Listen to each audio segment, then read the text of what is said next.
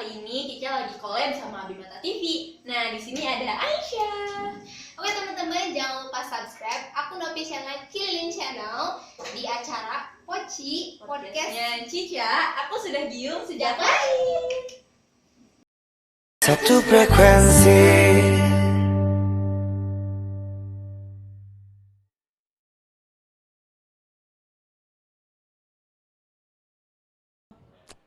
Mungkin berbicara tentang digital marketing kayak gak semua paham loh Kang. Terus kayak kaget juga kenapa sih jadi kita harus beralih dari offline menuju jualan online gitu. Atau kenapa sih kita harus mesti ribet-ribet ngiklanin ke medsos gitu. Tapi ya mungkin balik lagi kita merespon masa pandemi sekarang ya. Nah, mungkin Akang di sini boleh sharing tips and triknya gimana sih gitu kita bisa laris jualan kita di online gitu. Apakah dari apa ya kontennya pasti kan kita kalau di online tuh butuh banget yang namanya konten dan kadang apa sih yang disebut konten yang bagus dan tidak gitu yang bisa up cepat viral gitu. Nah mungkin Akang bisa sharing gitu. Jadi ya boleh mungkin teman-teman karena udah gak sabar kita lanjut aja Akang ke materi Akang. Sesuai tadi ya. Jadi kita di sini berbagi pengalaman. Jadi setidaknya ada satu cerita yang menarik di Bandung Barat ya. Tepatnya di Cililin gitu ya. Dalam satu kita tumbuh di 2013 ya dengan starting yang sama gitu ya, berkumpulnya teman-teman para pengusaha lokal gitu ya, UMKM, kemudian dari situ kita jualan bareng, kemudian kita ngumpul bareng, ngopi bareng gitu ya, dan dari sana ada cerita-cerita yang berlanjut bagaimana caranya kita bisa up pada level berikutnya ya. Setelah kita punya produk masing-masing nih. Di tahun 2013, 14, 15, 3 tahun berjalan ini kita alhamdulillah semua teman-teman dari awalnya nol gitu ya. Kemasannya polos gitu ya. Bening gak kelihatan apa ini. Brandnya apa ini gitu ya.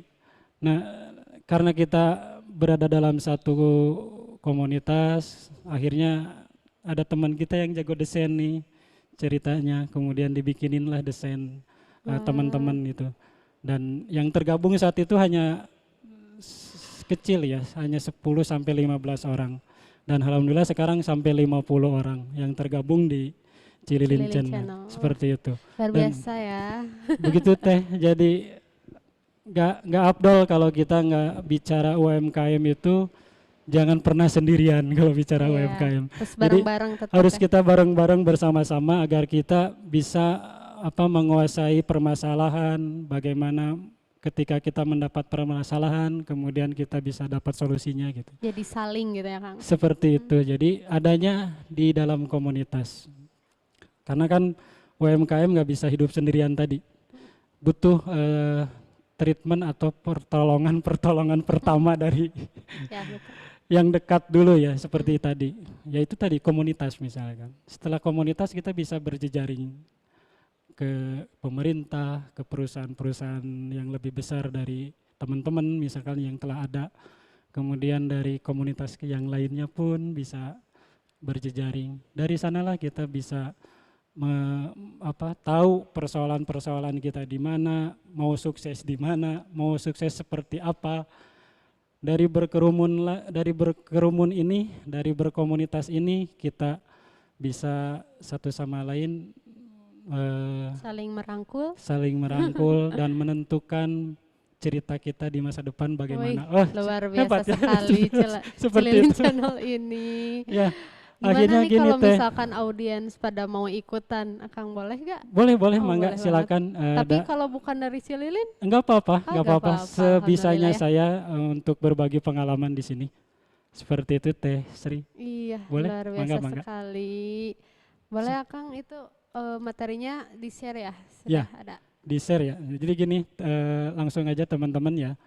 Jadi karena kita berada di sesi marketing, kemudian tadi kita tahu persoalan UMKM seperti apa, dan kita mau membuat cerita sukses yang bagaimana dalam kita mengembangkan UMKM atau berwirausaha. Kemudian bagaimana nih ceritanya ketika kita dapat musibah global, yaitu pandemi ini gitu ya, yang berkelanjutan, nggak tahu kapan kita beresnya pandemi ini. Nah akhirnya ada satu cerita yang tadi dari teman-teman Cililin Channel muncul, bagaimana supaya kita bertransformasi ke digital gitu ya. Nah persoalannya apa digital, kan jadi begitu ya.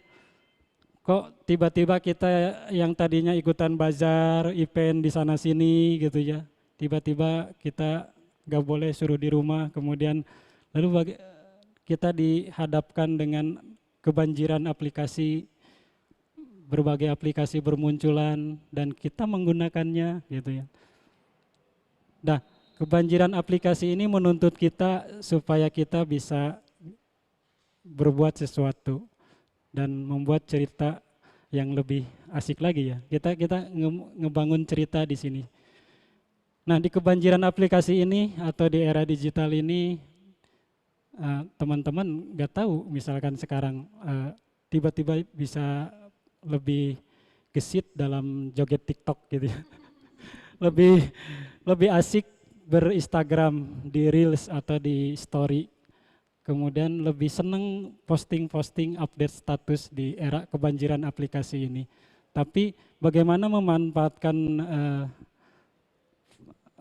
kebiasaan kita, kehidupan kita sekarang yang era digital ini, yang tadinya normal dan itu alamiah ya.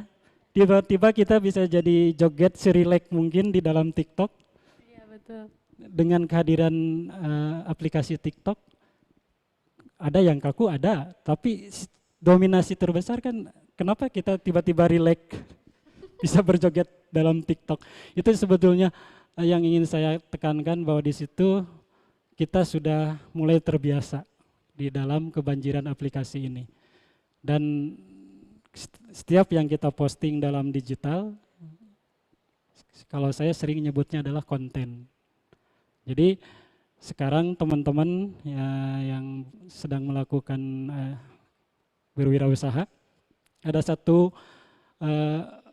wirausaha baru namanya adalah contentpreneurship yang ingin saya sebarkan di sini bersama teman-teman gitu.